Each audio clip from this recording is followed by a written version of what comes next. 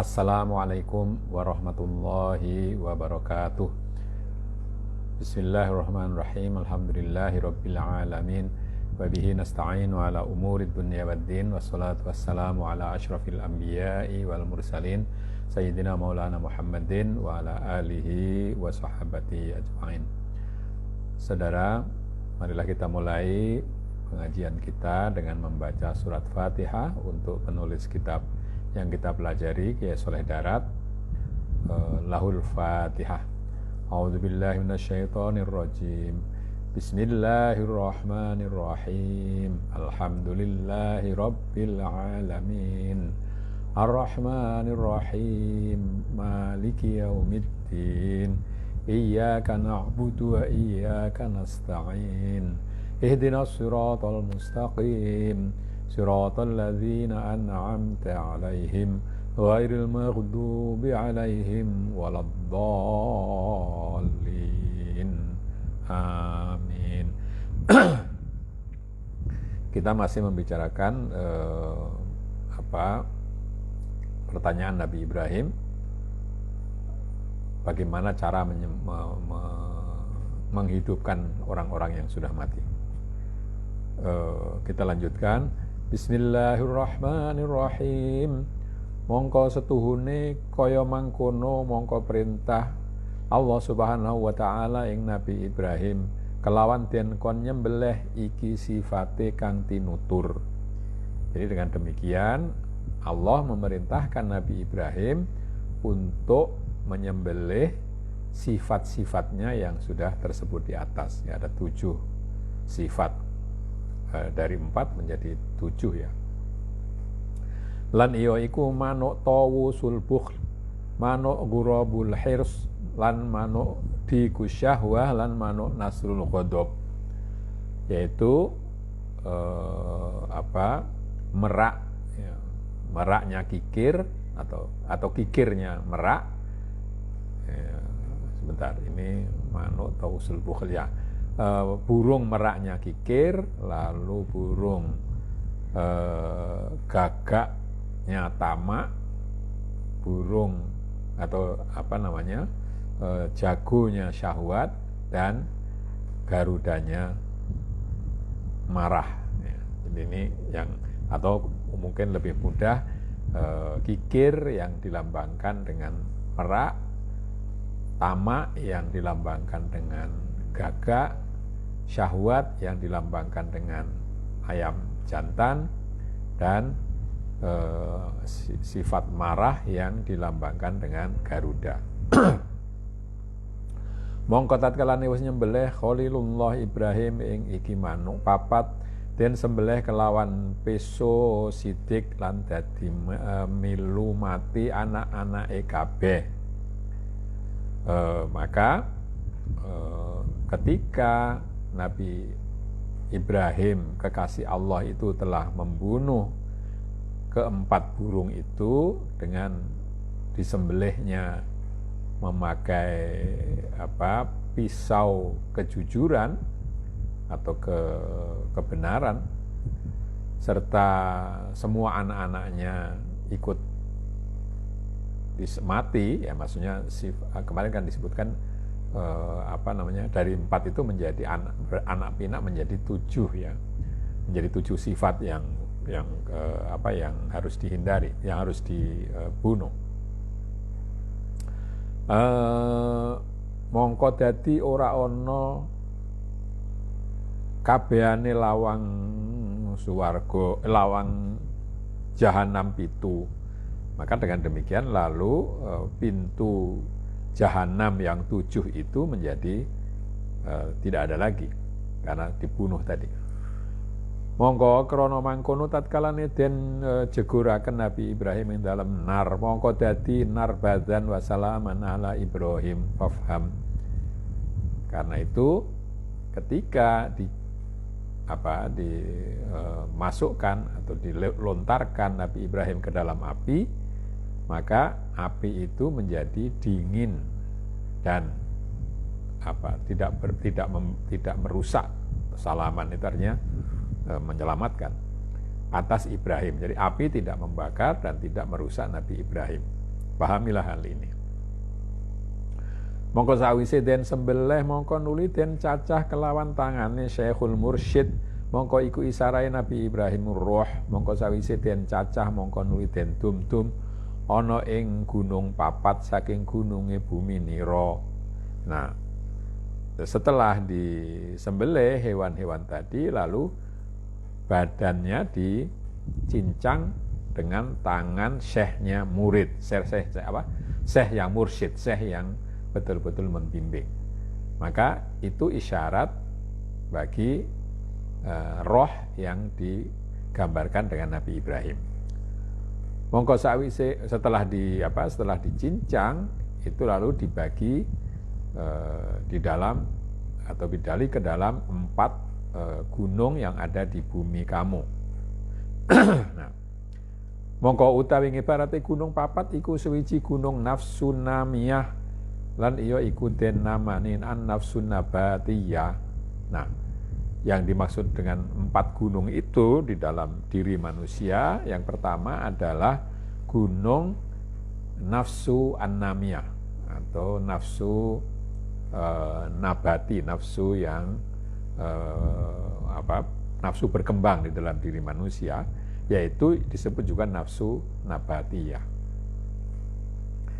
Kita tahu nabati, sifat dari tumbuh-tumbuhan itu adalah hidup, berkembang, lalu layu dan mati. Ya, dia tidak bisa bergerak, tidak bisa pindah tempat, dan tidak punya kehendak. Lan kapindo ni gunung nafsu al-ammaroh, kedua adalah gunung nafsu ammaroh, nafsu yang memerintahkan kepada perbuatan yang buruk. Lan iyo iku den namani ruhul hayawaniyah, itu disebut dengan roh hayawaniyah. Bedanya nabatiyah dan hawaniyah adalah pada hewan itu ada kemampuan untuk pindah-pindah. Lan kaping 3 gunung syaitoniyah, lan iyo iku den namani ruh tobaiyah atau tibaiyah. Yang ketiga adalah gunung setan, gunung setania. Dalam diri manusia ada disebut dengan gunung syaitoniyah, gunung yang dinisbahkan kepada setan, yaitu disebut juga roh tibaiyah, roh biologis mungkin begitu ya, yang bersifat bawaan. Lan kaping 4 gunung kuwatul mulkaniyah, lan iya iku den namani ruhul insaniyah. Yang keempat adalah gunung potensi kemalaikatan, yang disebut juga roh insaniyah. Ini sebetulnya tidak berbeda ya, atau mungkin terpengaruh oleh pemikiran para filosof, atau saling pengaruh bisa juga. Jadi menurut para filosof, Ibnu Sina, itu memang roh itu ada 4 ya, nabatiyah, hayawaniyah, tapi tidak ada di sini, tidak ada syaitoniyah, ini memang tidak disebut begitu. Jadi kan ada nabatiyah, hayawaniyah, lalu insaniyah. Nah, lalu ada roh, lalu ada akal. Mereka disebut ada akal, ada nafs. Mereka oleh para filosof disebut nafsu nabatiyah, nafs hayawaniyah, nafs insaniyah. Tapi di sini ditambah satu lagi yang yaitu syaitoniyah di sini disebutkan. Mongko semono uga sifate insaniyah iku 4 perkara. Lan iya iku al-hirsu wal bukhlu wal syahwatu wal ghadab. Demikian juga sifat manusia, sifat kemanusiaan itu ada 4 juga, yaitu 1 tamak, tidak mau berhenti, terus mau mendapat saja. Lalu bukhl, kikir, lalu syahwat dan marah. Sombong-sombong sono sawiji saking 4 iku ngelindehaken ing atase jauhar rohaniyah, mongko iya dadi budhek sifate rohaniyah lan dadi kecegah baline marang maqamul asliyah lan lali marang omahe hakikiyah. Kapan saja salah satu dari 4 sifat yang buruk tadi tamak, kikir, syahwat dan marah itu mengalahkan inti kemanusiaan, ya, jauhar rohaniyah, intinya roh, ya, maka sifat rohaniyah itu menjadi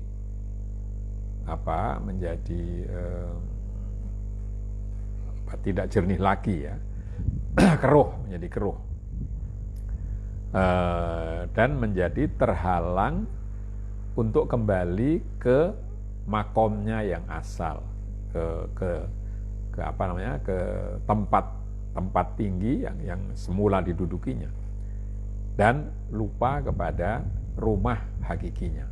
Jadi bahwa manusia itu mestinya tempatnya tidak pada dunia, tidak pada urusan duniawiyah. Tempatnya bukan di situ, tempatnya pada rohaniyah. Jadi pada alam yang lebih tinggi. Jadi kalau rohaniyahnya terkalahkan oleh satu sifat dari keempat sifat yang buruk tadi, maka lalu menjadi keruh dan tidak bisa kembali kepada makomnya yang sesungguhnya, atau tempatnya yang pas untuk dia. Mongko tatkalane den pateni iku sifat papat lan den sembelih kelawan amru syar'i, lan nuli den dumdum ana ing dalam saben-saben gunung kuat utawa gunung nafsu utawa gunung roh, mongko dadi kuwatur ruhul insani sabab kuwatul mulkaniyah, mongko dadi urip lan den lironi zulmaniyah dadi nuroniyah. Ya, ketika sifat yang 4 itu bisa dibunuh, disembelih dengan perintah-perintah syariat, kemudian dibagi-bagi di dalam keempat gunung dan nafsu atau gunung roh, maka jadilah berubah menjadi kekuatan malaikat. Jadi lalu hidup. Nah, kalau tadinya kan karena kalau dikalahkan oleh keempat sifat tadi menjadi mati rohnya. Tapi kalau sudah dicincang-cincang lalu ditaruh di 4 kekuatan manusia itu, maka lalu menjadi hidup manusia itu. Jadi dengan membunuh nafsu, rohnya menjadi hidup. Kegelapannya ditukar dengan cahaya, dengan sifat gelapnya diganti dengan sifat cahaya. Mongko mangkono ikulah khosaisul insaniyah wal mulkaniyah. Qala ta'ala wa man kana mayyitan fahyainahu wa ja'alna lahu nuran yamshi bihi fin nasi kama mathaluhu fiz zulumat. Maka demikian itulah kekhasan manusia. Demikian itulah sifat khas dari manusia itu. Jadi ketika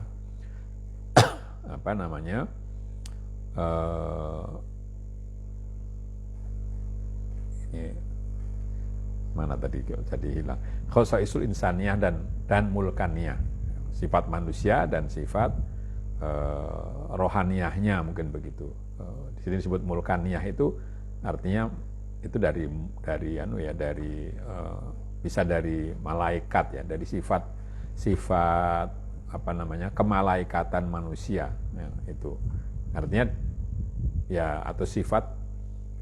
Jadi diperlawankan dengan antara setan dengan malaikat. Manusia itu ada di tengah-tengah antara setan dan malaikat. Jadi kalau yang menang itu sifat kemalaikatannya, maka manusia itu menjadi terang. Ya, tapi kalau sebaliknya, ya tentu lalu menjadi gelap. Allah berfirman, apakah sama orang yang tadinya mati lalu aku hidupkan dan aku jadikan baginya cahaya yang menerangi jalannya di tengah-tengah manusia, apakah itu sama dengan orang yang masaluhu fi dzulumat, seperti orang yang dalam kegelapan. Jadi beda antara orang yang membawa suluh, membawa obor, dengan orang yang tidak membawa apa-apa, padahal itu dalam gelap. Mongko dadi mengkono-mengkono sifat iku mati saking sifate dhewe lan urip kelawan nganggoni sifate rohaniyah. Jadi dengan demikian sifat itu mati dengan dirinya sendiri. Dia baru bisa hidup kalau diberi sifat rohani. Seperti sebelumnya dikatakan bahwa Allah menciptakan makhluk itu semua dalam gelap. Nanti baru setelah diperciki sinar dari Allah, nur dari Allah, baru menjadi terang. Mongko mangkono iku lakune khawasul haq ingkang ghalib ing atase tingkah polae kelawan lakune rohaniyah. Maka demikian itulah jalannya khawasul haq, jalannya orang-orang pilihan Allah, pilihan Allah yang maha benar, yang semua tingkah lakunya itu dilandasi rohaniah, dilandasi dilandasi kekuatan rohani. Mungkin contoh yang mudah itu kalau kita makan. Kalau makan itu dasarnya adalah nafsu, maka makan itu bisa menjadi penyakit karena lalu tidak ada batasnya. Tadi misalnya tamak, syahwat, kikir dan seterusnya, maka makan itu justru menjadi beban, menjadi gelap. Tetapi kalau makannya itu didasari oleh oleh kekuatan rohani, pertimbangan rohani, maka makan kita ya sebatas memang kita perlukan untuk bisa bertahan hidup, agar badan kita fit, bisa untuk melakukan tindakan-tindakan yang sesuai dengan martabat kemanusiaan. Ya. Demikian pula harta, pangkat dan seterusnya itu adalah alat kalau landasannya rohani. Tapi kalau landasannya syahwat bukan lagi alat, tapi itu menjadi tujuan dan bahkan mungkin menguasai seluruh perhatian dari pelakunya atau orang yang memilikinya. Utawi anapun khawasul khawas, itu tadi khawasul hak. Kita bicara tentang baru bicara tentang khawasul hak manusia yang khusus, yang pilihan. Nah, sekarang utawi anapun khawasul khawas kaya Kanjeng Nabi Ibrahim alaihissalam mongko ahwale kabeh billah wallahu ghalibun ala amri. Nah, kalau khawasul khawas, kalau pilihan dari pilihan lagi seperti Nabi Ibrahim alaihissalam, maka semua tingkah lakunya itu billah, ya, dengan Allah. Wallahu ghalibun ala amrihi. Allah menguasai semua urusannya. Jadi kan ini ada di sini digunakan kata ghalibun, ya, yang didominasi, katakanlah begitu bahasanya, dikuasai. Jadi ada orang yang dikuasai oleh syahwat, ada yang dikuasai oleh roh, ada yang dikuasai oleh Allah. Ya. Nah, ini kalau yang dikuasai oleh syahwat itu tadi umumnya manusia. Lalu yang pilihan itu yang dikuasai oleh sifat rohaninya. Nah, sedangkan orang yang lebih khusus lagi itu dikuasai oleh Allah. Ya. Artinya tindakannya itu demi Allah atau karena Allah. Maka mongko utawi Allah Ta'ala sa'wuse Nabi Ibrahim mateni sifate mongko tajli, ya. Di sini tulisannya tajilu, tapi saya kira bacanya ya tajalla. Subhanahu wa ta'ala kelawan sifatul muhyi. Mongko ana kawula nalikane iku tingkah nalikane iki tingkah iku urip bihayatillah fafham. Ini terjemahan pesantren itu begitu, ya. Ada iki, iku, itu seringkali ditemukan, ya. Mungkin nyimpang sedikit, iku itu biasanya untuk menyebut predikat, ya, atau khobar, ya. Iki itu untuk menyebut mubtada, atau pokok kalimat. Jadi setelah Allah membunuh sifat Nabi Ibrahim, Allah setelah Nabi Ibrahim membunuh sifat-sifatnya, maka Allah menampak dengan sifat muhyi, dengan sifat menghidupkan. Dalam keadaan seperti itu, maka hamba dalam hal ini Nabi Ibrahim itu hidup dengan kehidupan Allah. Jadi di situ sifat nafsunya sudah hilang, sifat kemanusiaannya juga hilang, maka yang ada adalah hidup Allah Subhanahu wa taala. Ini pada tingkat yang khawasul khawas, yang lebih tinggi daripada orang pilihan. Pilihan dari pilihan, ya. Mongko makom ingkang mangkono iku mahsus kelawan wong kang ahlul khullah wal mahabbah. Ya, tingkat seperti itu, makam seperti itu hanya dikhususkan bagi orang yang memang menjadi kekasih Allah dan menjadi kecintaan Allah. Qala Allah fil hadisil qudsi la yazalu 'abdu yataqarrabu ilayya bil nawafili hatta uhibbahu fa idza ahbabtuhu kuntu lahu sam'an wa basaran wa lisanan. Di dalam hadis qudsi dikatakan hambaku, oleh Allah ya, hambaku akan terus-menerus mendekatiku dengan amaliyah sunnat, ya, bukan yang wajib saja, tapi juga dengan yang sunnah. Tentu bukan lalu yang sunnah saja yang dilakukan, ya wajib dilakukan, tapi ditambah lagi dengan nawafil, dengan sunnah. Ini mudahnya mengatakan sunnah. Nafilah itu artinya tambahan, dengan amaliyah tambahan, sehingga aku mencintainya. Jadi seorang hamba yang betul-betul mengabdi kepada Allah, itu akan mendekat kepada Allah dengan amaliyah tambahan. Tidak cukup sholat 5 waktu, tapi tambah juga sholat sunnah, baca Quran, zikir, i'tikaf, menolong orang, dan seterusnya, menyedekahkan apa yang dimilikinya kepada orang lain, dan seterusnya, sampai aku mencintainya, atau sehingga aku mencintainya. Jadi terus-menerus mendekat Allah dengan amaliyah tambahan tadi, sampai Allah mencintainya. Maka ketika aku mencintainya, aku menjadi pendengarannya, penglihatannya, dan lidahnya. Jadi itu tadi. Jadi bukan lalu Allah ada di dalam kuping, tidak. Tadi seperti Nabi Ibrahim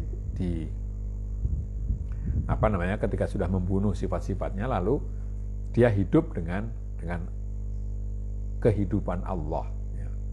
Ya, itu artinya bahwa yang di sini sam'an wa basoron wa lisanan, pendengaran, penglihatan, dan lidah, itu artinya lalu pendengarannya tidak karena nafsu, tidak karena keinginan manusia saja, tapi dibimbing oleh Allah. Penglihatannya juga begitu, ucapannya juga begitu. Qala bi yasma'u wa bi yubsiru wa bi yantiku wa bi yaptishu. Allah berfirman dalam keadaan seperti itu, maka hamba yang sudah aku cintai tadi mendengar denganku, melihat denganku, berucap denganku, dan memukul denganku juga. Ya. Mongko ing dalem iku tingkah tajallil haq tabaraka wa taala marang Sayyidina Ibrahim. Mongko ana Sayyidina Ibrahim iku ngucap kelawan hak lan donga iya kelawan hak. Ya Ibrahim, yen sira arep weruh oleh ingsun ihyaul mauta, mongko ngundang-undango sira kelawan ingsun krana sira ya Ibrahim iku wis fani, mongko bakok sira kelawan ingsun. Nah, di dalam keadaan seperti itu, al-haq, Allah yang maha benar, itu menampak di dalam atau kepada Nabi Ibrahim.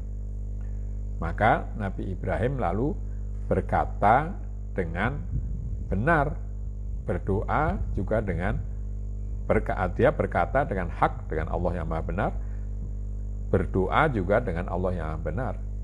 ya, wahai Ibrahim, kalau kamu mau mengetahui atau mau melihat bagaimana caraku menghidupkan orang mati, maka panggillah, maka serulah olehmu dengan aku. Karena kamu wahai Ibrahim itu sudah fana, sudah tidak ada lagi, sudah mati. Yang ada adalah bakok bersamaku. Kamu sekarang lalu abadi bersamaku. Tentu ini tidak bisa dipahami secara lahiriah semata. Masalan sawijine wong umi layak tubuh walayak ro'u arab weruh kaifiyate kitabah, mongko ngucap marang katib, ya katib kula jangan diko weruhaken kaifiyate kitabah, jangan diko. Perumpamannya seperti orang yang buta huruf, yang tidak bisa membaca dan menulis, tapi dia ingin tahu caranya menulis. Lalu dia berkata kepada seorang juru tulis, seorang yang pekerjaannya menulis, kulot jangan dikawarahaken kaifiyah kita, tolong tuan beritahu aku caranya tuan menulis. Ini kata seorang yang tidak bisa menulis kepada orang yang memang pekerjaannya menulis.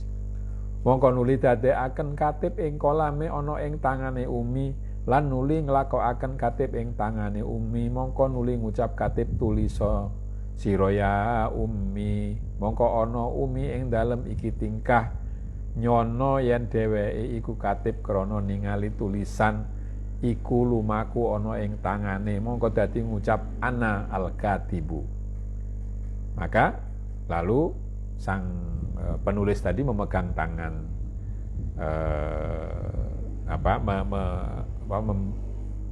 memegang tangan menaruh kalam, menaruh alat tulisnya di tangannya si buta huruf. Lalu dia jalankan tangannya sang umi, tangannya orang yang tidak bisa menulis tadi. Maka lalu dia mengatakan begini loh caranya menulis. Jadi tangannya pulpennya ditaruh di tangan sang orang yang tidak bisa menulis tadi. Lalu dia menggerakkan tangan itu. Saya ini sang katib menggerakkan tangan itu dengan mengatakan ini loh begini cara menulis. Maka orang buta huruf tadi dalam keadaan begitu mengira bahwa dirinya itu bisa menulis karena dia melihat tulisan keluar dari tangannya. Nah, maka jadi dia mengucap aku adalah penulis. Ya, jadi itu kan tangannya dikuasai oleh penulis, bukan karena dia sendiri menulis, tapi dia merasa menulis. Mongko tatkalane den cabut tangane katib saking tangane umi, mongko dadi balik dadi ora umi maka dadi balik umi maneh. Tapi ketika tangannya sang katib, tangannya orang yang bisa menulis itu dilepaskan dari tangan orang yang tidak bisa menulis, maka orang yang itu tidak bisa menulis lagi. Lan katib ijih katib, sementara sang penulis tetap menulis. Mongko nuli nuwun ngapura saking dosane ngaku katib. Qala ta'ala wastaghfir lidzambika, tegese dosane nyono katib. Maka lalu dalam kasus Nabi Ibrahim itu lalu dia minta maaf karena sudah mengaku bisa menulis. Ini Allah berfirman, mintalah maaf atas dosamu, yaitu dosa karena merasa bisa menulis itu. Padahal sebetulnya yang menyebabkannya bisa menulis adalah tangan Allah yang maha menulis. Dalam hal ini ya, kalau orang yang tidak menulis tadi berarti yang bisa menulis itu adalah katibnya, memang orang yang menulis. Falam annahu la ilaha illallah, tegese buang sira ing siwahu kabeh, lan ora kari angin hak, lan ora ana ingkang weruh ing hak angin hak.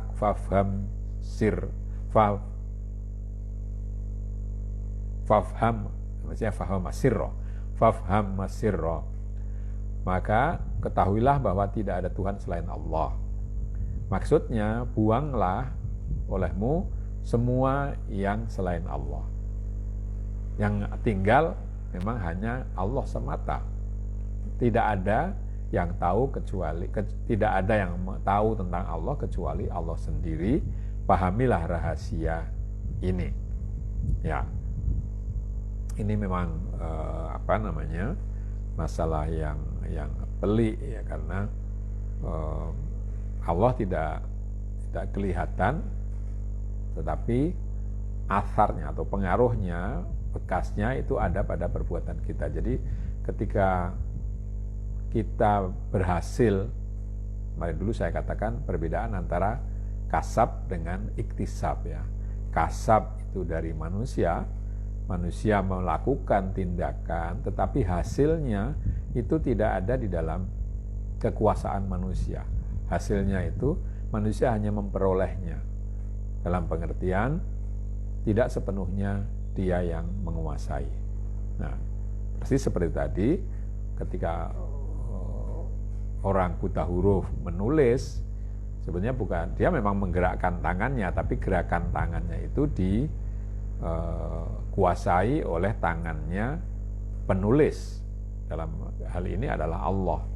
Jadi ketika kita melakukan sesuatu, sebetulnya kita melakukannya itu dengan pegangan atau dengan kekuatan, dengan sandaran dari Allah. Kalau itu dicabut, maka kita tidak bisa melakukan apa-apa. Maka itulah